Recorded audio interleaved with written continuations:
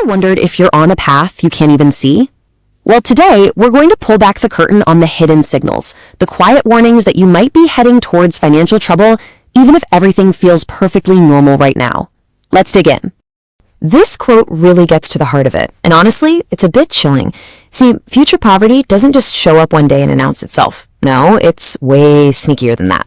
It's a slow creep, disguised as your everyday life, just paying the bills, just making it to the next paycheck, until one day you look around and realize you're completely stuck. So I have to ask you this tough question. Think of what we're doing here as a kind of financial checkup. It's a wake-up call to help you spot the dangers that might be hiding in plain sight. Right. So the new face of poverty, it isn't about having nothing. It's actually about a slow, quiet erosion of your financial ground, happening right under your feet, all while your life looks totally fine from the outside.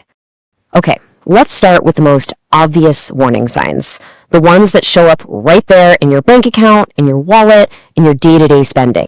First up is the widening gap. Your income is flat.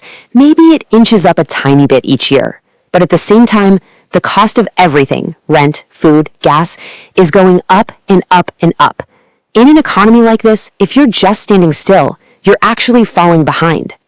Now, take a look at this chart. What's really telling here isn't what's on the chart, it's what's missing. See that big fat 0% for savings? That's a huge red flag. It often means you've started swiping the credit card for essentials, like groceries or bills. And that debt, man, with its high interest, just starts eating your income alive, leaving nothing left over. It is a trap that just gets tighter and tighter. And that leads us right to sign number 3, having absolutely no financial cushion, no emergency fund. Without that safety net, a totally normal problem, the car breaks down, you get a surprise medical bill, it isn't just an annoyance anymore. It becomes a full-blown crisis that can push you way deeper into debt.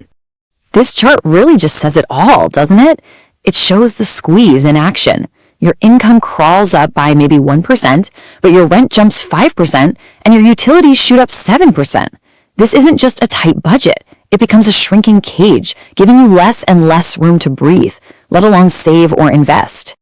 So let's shift gears a bit. Because your financial health isn't just about how you manage money, it's about where that money comes from in the first place. Your job can be your biggest protector or your biggest risk. And that brings us to sign number 5, having a job where you are, easily replaceable. If what you do is repetitive, if it can be taught to someone else in a week, or worse, automated by software, then you lose all your leverage. You're no longer seen as an asset to the company, you're just a line item, a cost to be managed or cut. Which flows right into our 6th sign, not having up-to-date skills. Look, the world is changing so fast. If you're not actively learning new software, new techniques, new ways of doing things, you're not just standing still, you are actively choosing to become obsolete. And that's the real trap of sign number 7, hating change. It's so easy to stick with what you know, right? To resist new technology or different ways of working. It feels safe. But that comfort zone? It's a bubble. And while you're inside it, feeling secure, the rest of the world is moving on without you. Okay, now for the really tricky part. Let's talk about the alerts in your mind. These are the most subtle signs, the invisible traps we set for ourselves. And honestly, they can be the hardest ones to escape. This question cuts right to the chase for sign number 8, spending money for status. Social media puts this crazy pressure on us to look successful. But when you spend money you don't really have on things you can't really afford, you're just trading actual, real security for a temporary image. Sign number 9 is something that a lot of us think is completely normal. Having just one paycheck.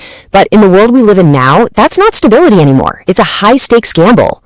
One layoff, one company buyout, and your entire financial world can be wiped out in an instant. And number 10 is just plain old financial disorganization. You know the feeling, right? You get paid, you pay some bills, you live your life, and then where did it all go?